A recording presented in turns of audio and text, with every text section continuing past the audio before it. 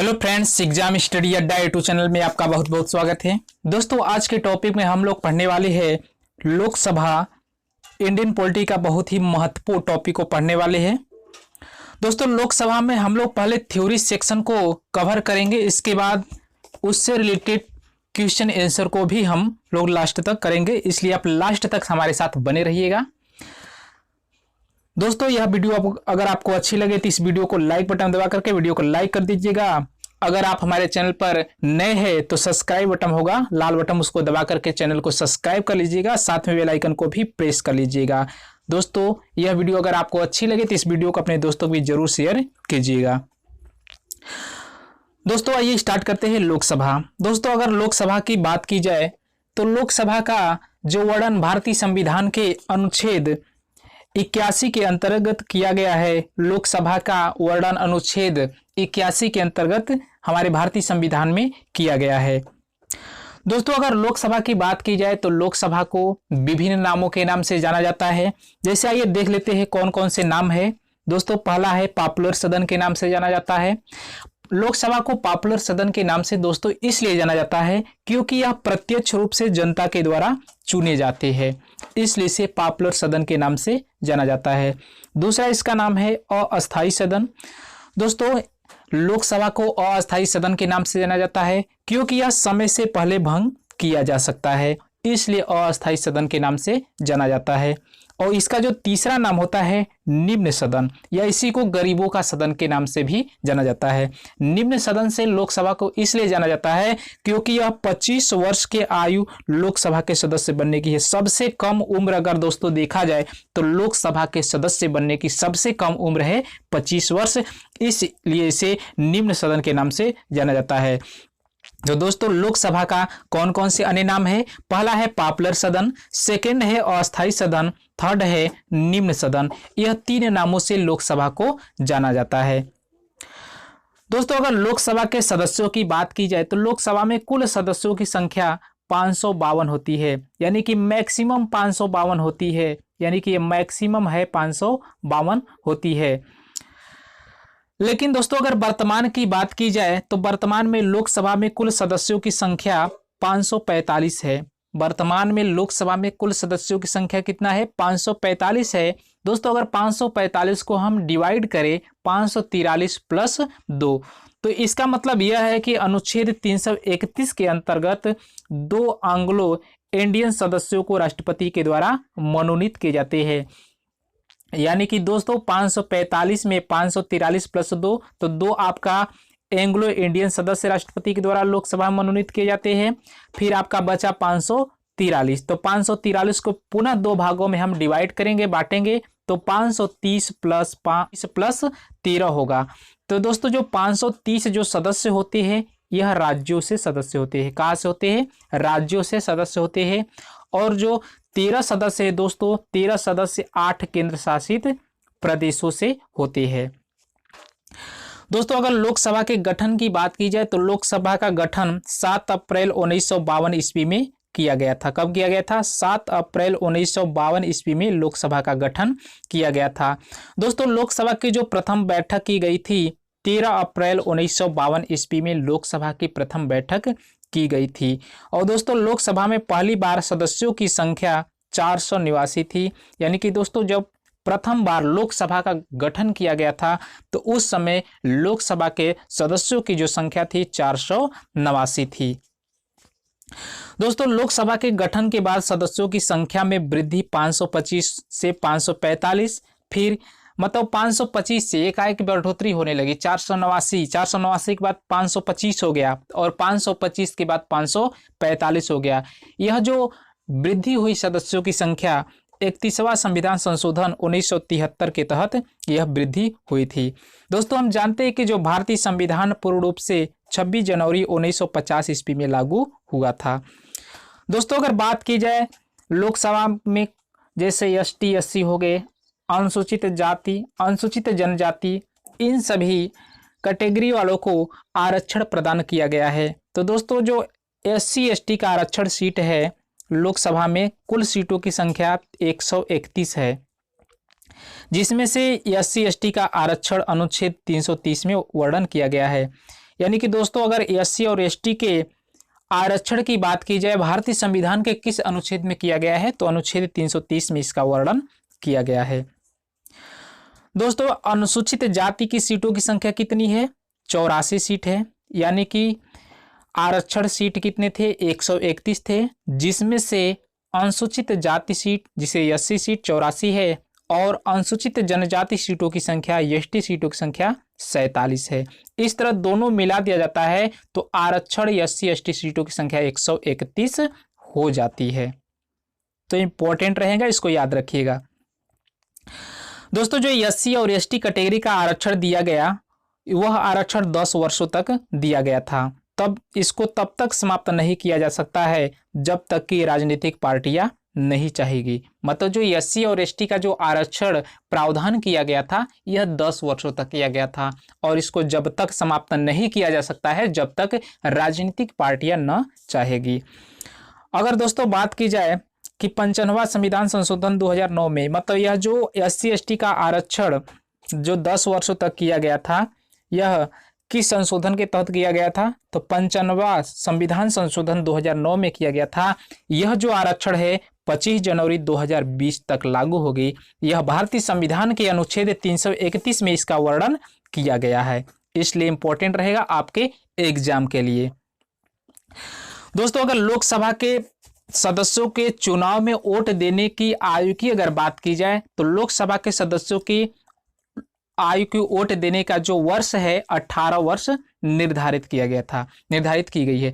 लेकिन दोस्तों इसके पिछले बैकवर्ड की बात की जाए तो लोकसभा के लिए वोट देने की आयु पहले था 21 वर्ष, 21 वर्ष से घटाकर 18 वर्ष कर दिया गया था। यह संशोधन 61वां संविधान संशोधन 1989 के तहत किया गया था। मतलब पहले चुनाव में वोट देने का वर्ष कितना था, 21 वर्ष था। बाद में 61वां संविधान संशोधन 1989 के तहत 21 वर्ष से घटा करके 18 वर्ष कर दिया गया था। जब यह किया गया था तो उस समय हमारे देश के प्रधानमंत्री राजीव गांधी जी थे। कौन थे, राजीव गांधी जी थे। इसलिए इंपॉर्टेंट यहां से भी प्रश्न एग्जाम में बनता है। दोस्तों अगर वोट देने का अधिकार की बात की जाए तो अनुच्छेद 326 में वोट देने का अधिकार वयस्क मताधिकार है। मतलब भारतीय संविधान के अनुच्छेद 326 में वर्णन किया गया है कि जो वोट देने का अधिकार है यह वयस्क मताधिकार है। और दोस्तों जो वोट देने का अधिकार संवैधानिक और कानूनी अधिकार भी है। यानी कि एग्जाम में यहाँ से भी प्रश्न बनता है कि वोट देने का अधिकार क्या क्या हो सकता है, तो संवैधानिक अथवा कानूनी अधिकार है। दोस्तों अगर कानूनी अधिकार और संवैधानिक अधिकार दोनों ऑप्शन में दिया हो तो हमको टिक लगाना है संवैधानिक अधिकार पर। दोस्तों अगर बात की जाए लोकसभा का कार्यकाल कितना होता है, तो दोस्तों लोकसभा का जो कार्यकाल होता है 5 वर्ष निर्धारित की गई है। दोस्तों लोकसभा में जब प्रधानमंत्री और मंत्रिपरिषद का बहुमत नहीं होता है तो उस स्थिति में प्रधानमंत्री के आदेश से राष्ट्रपति लोकसभा को भंग कर सकता है।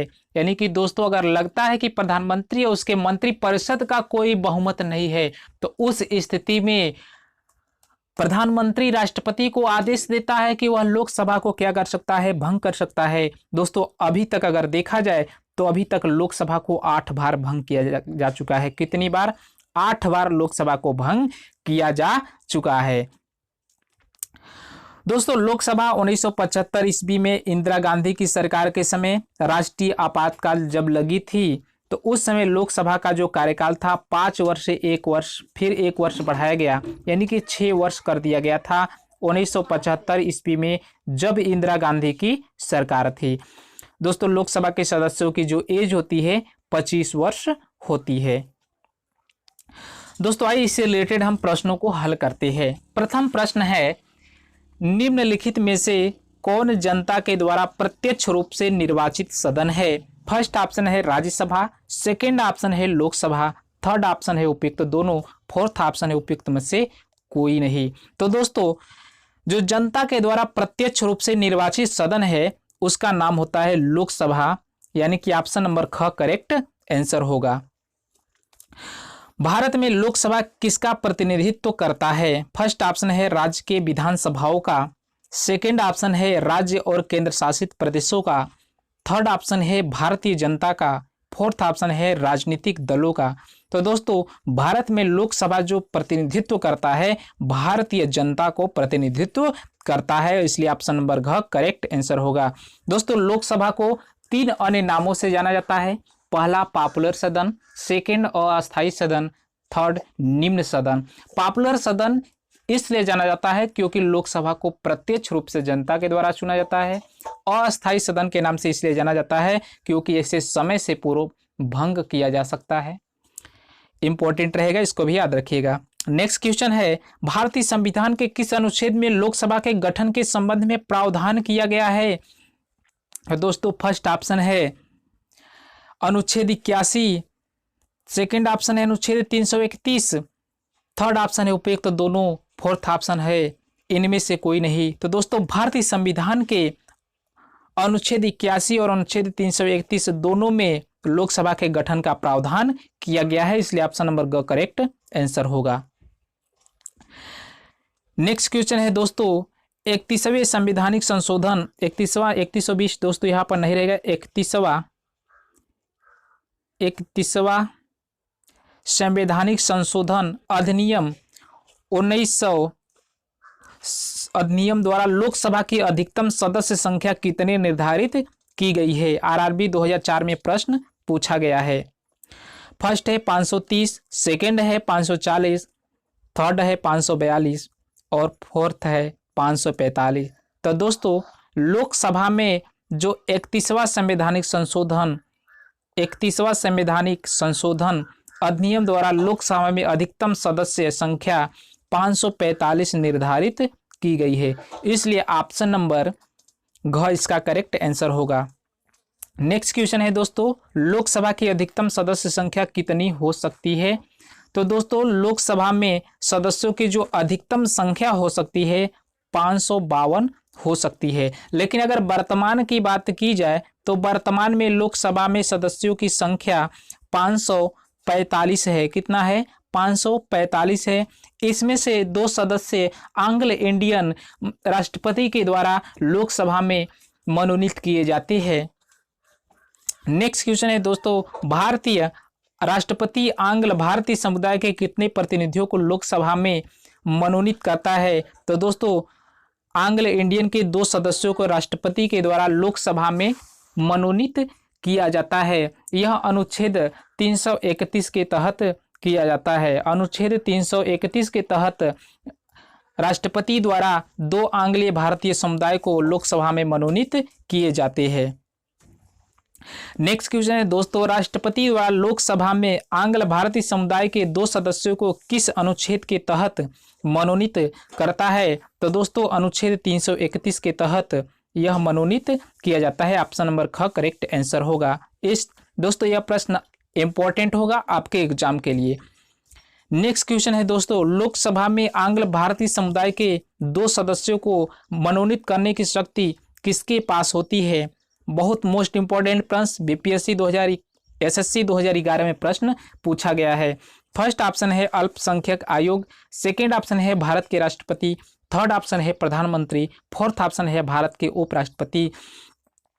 दोस्तों भारत के लोकसभा में 2 आंग्ल भारतीय समुदाय को मनोनीत करने का जो अधिकार प्रदान किया गया है यह भारत के राष्ट्रपति को दिया गया है, इसलिए ऑप्शन नंबर ख करेक्ट आंसर होगा। नेक्स्ट क्वेश्चन है दोस्तों लोकसभा में राज्यों को किस आधार पर सीटें आवंटित होती है? सीजीपीसीएस 2005 में पूछा गया है, इसलिए इंपॉर्टेंट रहेगा यह प्रश्न आपके एग्जाम के लिए। फर्स्ट ऑप्शन है जनसंख्या, सेकंड ऑप्शन है क्षेत्रफल, थर्ड ऑप्शन है गरीबी, फोर्थ ऑप्शन है भाषा। तो दोस्तों इसमें जो लोकसभा में राज्यों की जो सीटें आवंटन की जाती है यह जनसंख्या के आधार पर की जाती है, इसलिए ऑप्शन नंबर क इसका करेक्ट आंसर होगा। नेक्स्ट क्वेश्चन है दोस्तों वर्तमान लोकसभा के प्रत्येक राज्य में के लिए स्थानों का आवंटन आधारित है। बीपीएससी 1995 आईएएस 1998 प्रश्न पूछा गया है, इसलिए इंपॉर्टेंट रहेगा आपके एग्जाम की दृष्टि से। दोस्तों पहला ऑप्शन है 1951 की जनगणना पर, सेकेंड ऑप्शन है 1961 की जनगणना पर, थर्ड ऑप्शन है 1971 की जनगणना पर, फोर्थ ऑप्शन है 1991 की जनगणना पर। तो दोस्तों वर्तमान लोकसभा में प्रत्येक राज्य के लिए स्थानों का आवंटन जो आधारित है 1971 की जनगणना पर आधारित है, इसलिए ऑप्शन नंबर ग इसका करेक्ट आंसर होगा। दोस्तों आज के वीडियो में बस इतना ही हम लोग पढ़ते हैं। दोस्तों इससे रिलेटेड प्रश्नों को हम नेक्स्ट वीडियो में पढ़ेंगे। दोस्तों यह वीडियो अगर आपको अच्छी लगी हो तो इस वीडियो को लाइक बटन दबा करके वीडियो को लाइक कर दीजिए। अगर आप हमारे चैनल पर पहली बार विजिट कर रहे हैं तो नीचे लाल बटन का सब्सक्राइब बटन होगा, उसको दबा करके चैनल को सब्सक्राइब कर लीजिए और साथ में बेल आइकन को भी प्रेस कर लीजिए। दोस्तों अगर यह वीडियो आप हमारे फेसबुक पेज पर देख रहे हैं तो फेसबुक पेज को लाइक कर लीजिए और इस वीडियो को अपने दोस्तों के बीच जरूर शेयर कीजिए। दोस्तों फिर मिलेंगे एक नए वीडियो के साथ, तब तक के लिए धन्यवाद। Thank you.